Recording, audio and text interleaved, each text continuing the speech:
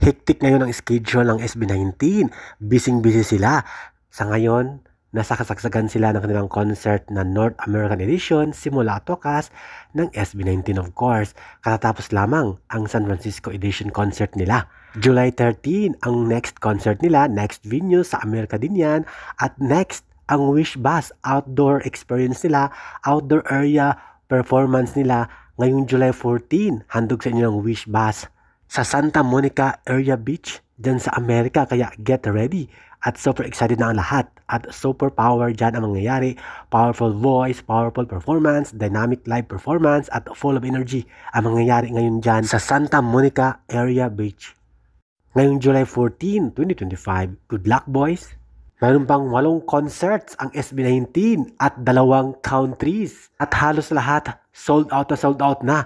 Kaya naman, good luck at busy ang ating boy sa sumusunod na araw. After that, mayroon pang 5 countries. Kaya naman, super excited.